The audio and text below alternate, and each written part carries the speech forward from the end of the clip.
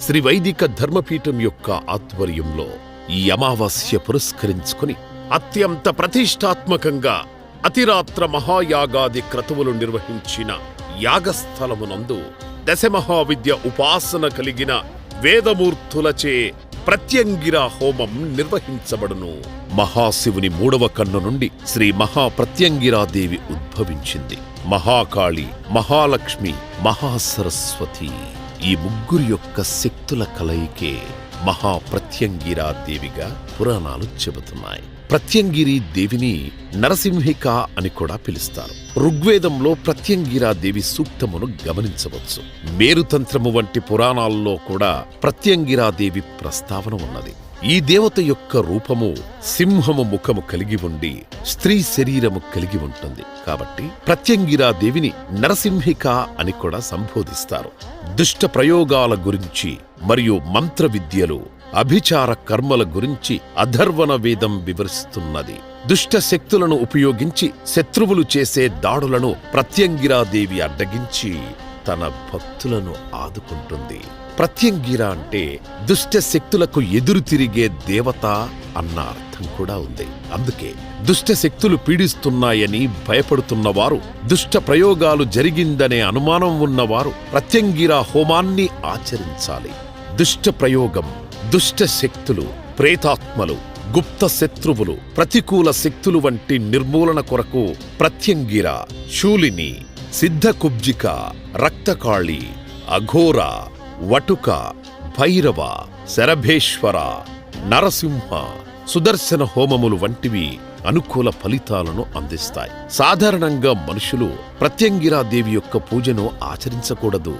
నిష్ణాతులైన దశమహావిద్య ఉపాసనా వర్యుల పర్యవేక్షణలో మాత్రమే ప్రత్యంగిరాదేవి పూజ, హోమములు జరపబడతాయి. ప్రత్యంగిరా హోమముల వలన అనుకూల ప్రకంపనలు ఏర్పడి శత్రువులు, చెడు దృష్టి, దుష్టశక్తులు వంటివి తొలగిపోతాయి. ఇది తీవ్ర ఉగ్ర హోమము కావడం వలన ప్రతికూల శక్తుల వలన తీవ్ర ఇబ్బందులు ఎదుర్కొనేవారు ఈ ప్రత్యంగిరాదేవి హోమమును జరిపించుకోవాలి. ప్రత్యంగిరాదేవి హోమం మరియు జపాల ద్వారా దేవిని సంతుష్టపరిచిన ఆ దేవి తన భక్తులకు రక్షణ కల్పిస్తూ శుభాన్ని అనుగ్రహిస్తున్నది. మంచి ఆలోచనలు కలిగి ఆనందదాయకమైన అడ్డంకులు లేని జీవితాన్ని ఆ దేవి తన భక్తులకు ప్రసాదిస్తుంది. క్షుద్రశక్తులు, శారీరక దీర్ఘ వ్యాధులు, మానసిక రుగ్మతులను ఈ హోమం దూరం చేస్తుంది. ఈ హోమాన్ని ఆచరించడం వలన శత్రువులను జయించగలము. దీని వలన పూర్వ వైభవము భక్తులకు తిరిగి దక్కుతుంది. మానసికంగా ఎల్లప్పుడూ దిగులుగా, అణగారిన మానసిక స్థితిలో ఉన్నవారు ఈ హోమమును ఆచరించిన తర్వాత మానసికమైన ప్రశాంతతను పొందగలరు. ఈ హోమం యొక్క ప్రత్యేకత ఏమిటంటే ప్రత్యంగిరా హోమమును ఎండు మిరపకాయలు, మిరియాలతో చేస్తారు. ప్రత్యంగిరా దేవి హోమము జరిపించేటప్పుడు ఒక నిమ్మ పండుని ఆ దేవి పాదాల చింత ఉంచుతారు. హోమం జరిపించిన తర్వాత ఆ నిమ్మ పండులో దేవి యొక్క శక్తి మరియు దేవి యొక్క అనుగ్రహం నిండి ఉంటుంది. తద్వారా భక్తునికి రక్షణగా ఉంటూ సంపద శ్రేయస్సులను ఆకర్షించినదిగా చెప్పబడుతుంది. ఈ అమావాస్య తిథిలో రాత్రి వేళల్లో ప్రత్యంగిరాదేవి హోమమును ఆచరిస్తే దేవి సంతుష్టపడుతుంది. ఇటువంటి హోమాలు శ్రీ వైదిక ధర్మపీఠం యొక్క ఆధ్వర్యంలో అత్యంత సేవా దృక్పథంతో శాస్త్రీయంగా నిర్వహించబడును. ఇటువంటి అద్భుత గొప్ప కార్యక్రమం ప్రతి ఒక్కరూ అతి శక్తివంతమైన క్షేత్రమునందు నిర్వహించుకొని మీ జన్మ చరితార్థం చేసుకోగలరు. జన్మ జాతకరీత్యా, గోచారరీత్యా, కర్మరీత్యా మీరు మీ కుటుంబం సమస్త దోషాల నుంచి విముక్తి పొందగలరు.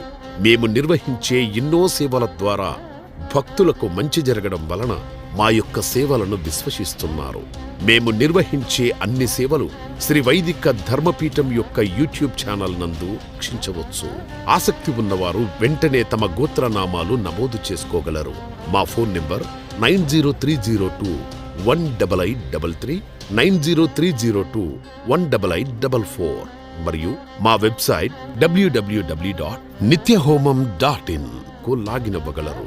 హోమ కార్యక్రమాల పూర్తి వివరాలకై ఈ వీడియో ఆఖరి వరకు చూడగలరు. హోమం, యజ్ఞం, యాగం అంటే ఏమిటి? దేవతలు, ఋషులు, మహాయోగులు, సిద్ధపురుషులు, రాజులు, దైవజ్ఞ సంభూతులు, వేదమూర్తులు, పండితవర్యులు, జ్యోతిష్యులు వివిధ ప్రయోజనాల కోసం రకరకాల హోమాలు చేసేవారు. తద్వారా త్వరితగతిన తమ ఆశయాలను నెరవేర్చుకునేవారు. ఇక్కడ గమనించవలసింది ఏంటంటే, మహర్షుల కోరికలన్నీ నేరుగా కాని అంతర్గతంగా కాని ప్రజల కోసమే ఉద్దేశించి ఉండేవి. అంటే లోక కళ్యాణం కోసం అన్నమాట. యాగం లేదా హోమం అనేది మనం ఆచరించడం ద్వారా సృష్టి ధర్మంలో భాగంగా ఎండలు, వానలు, చలి సకాలంలో సమతుల్యంగా సమృద్ధిగా ఉండి లోకం సుభిక్షంగా ఉంటుందని మనకు ధర్మశాస్త్రం చెబుతున్నది. శాస్త్ర ప్రామాణికంగా దేవానాం ఆజ్యం ఆహారం అని వింటూ ఉంటాం. దేవతలను మనం ఆరాధించే సమయంలో భాగంగా నారికేళము లేదా అరటి పండ్లు వివిధ రకాల ద్రవ్యాలు నైవేద్యంగా సమర్పిస్తాం. తర్వాత స్వామి ప్రసాదంగా మనం స్వీకరిస్తాం. కానీ ఇక్కడ హోమం సమయంలో దేవతలకు ఏ దేవత పేరైతే చెప్పి అగ్నిహోత్రంలో ఆహుతిగా ఆజ్యం సమర్పిస్తామో ఆ దేవతకి చేరవేస్తాడు అగ్నిహోత్రుడు. తద్వారా మనం సమర్పించే ఆద్యం కాని హోమద్రవ్యం కాని సాక్షాత్తు ఏ భగవంతుడి పేరైతే చెప్పి మనం సమర్పిస్తామో ఆ భగవంతుడికి స్వయంగా చేరుతుంది. ఇతిహాస పురాణ గ్రంథాల అనుగుణంగా పూర్వం అగ్నిష్టోమ అతిరాత్ర, ఆత్పోర్యామ, సాంతపన, వాజపేయ, పౌండరీక, అశ్వమేధ మహాయాగాది కార్యక్రమాలు నిర్వహించిన భూమి మనది. యజ్ఞ యాగాది క్రతువులు ఎన్నో ఉన్నాయి. వాటిలో ముఖ్యంగా ఒక్కో సమిధ ఒక్కో గ్రహానికి మరికొన్ని సమిధలు మరికొన్ని దేవతలను సంబంధించినదై ఉంటుంది. అంటే అన్ని గ్రహాలు సమతుల్య స్థితిలో ఉంటేనే సృష్టి సక్రమంగా ఉంటుంది. అంటే సకాలంలో ఎండలు, వానలు, చలి సమతుల్యంగా సక్రమంగా ఉండటం, తద్వారా సమస్త జీవకోటి సరైన దిశలో జీవిత ప్రయాణం కొనసాగుతూ ఉంటుంది. జ్యోతిష్యులు, పండితులు, వేదమూర్తులు మీకున్న సమస్యను బట్టి ఎన్నో సూచనలు చేస్తారు. వారు చెప్పిన ప్రకారంగా పరిస్థితిని బట్టి తగు హోమం చేయిస్తే చక్కటి సత్ఫలితాలు వెంటనే చేకూరుతాయని మనకు ధర్మశాస్త్రం చెబుతున్నది. ఈ హోమాలలో రకరకాల మూలికలు మరియు సమిధలు, ఎన్నో ద్రవ్యాలు వాడతారు. హోమం చేసే విధానంలో భాగంగా హోమగుండ ప్రాకారం అమర్చి గోమయంతో అనగా ఆవు పేడతో అలికి చక్కటి ఆవు నెయ్యితో హోమం అనేది నిర్వర్తిస్తే పరిపూర్ణమైన సత్ఫలితాలు ఖచ్చితంగా ఉంటాయి.